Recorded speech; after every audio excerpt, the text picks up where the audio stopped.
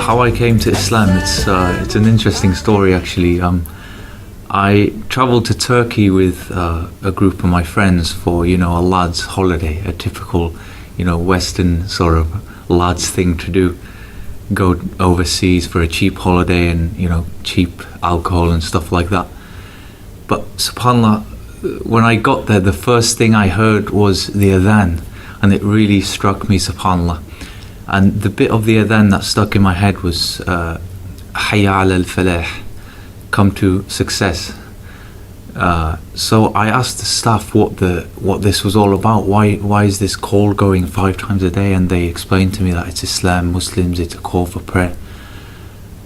They weren't exactly the best example, but alhamdulillah, when I got back to Wales, I started to research about Islam, and eventually, after researching about the Quran and the science and the miracles, and listening mostly to Era and their argument for the existence of a creator, subhanAllah, it just convinced me, and that's when I decided to accept Islam and become Muslim, alhamdulillah. Subhanallah, before I actually took Shahada and accepted Islam, I was coming to the masjid during Ramadan, and I was fasting and praying Taraweeh, and just coming with the brothers here and spending time with them.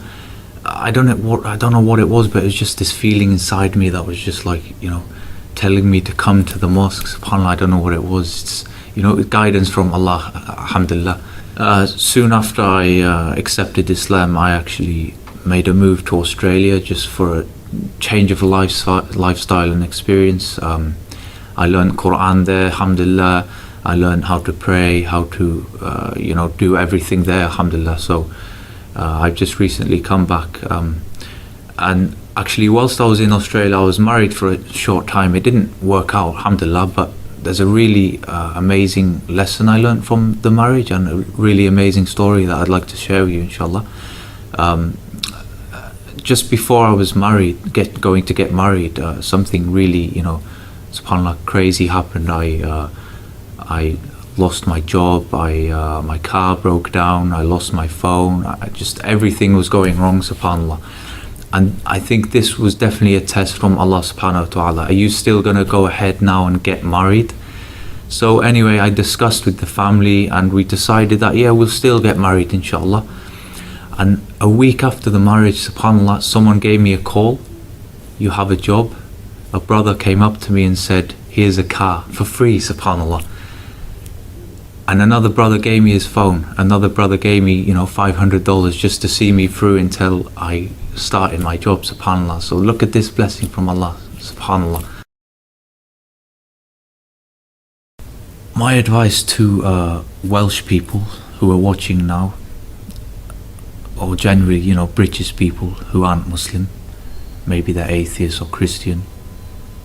My advice is, don't believe what you see on the news, and don't believe what the Western governments are saying about Islam either. Come to the mosque, meet Muslims and speak to us, Everything you're seeing on the news and the media, it's propaganda, it's fairy tales, it's fabricated information, it's not true. Come and speak to us and you'll find out for yourself, subhanAllah. So that's my advice to everyone there watching. Come and discover the truth for yourself, and come and speak to us about Islam, to find out about Islam.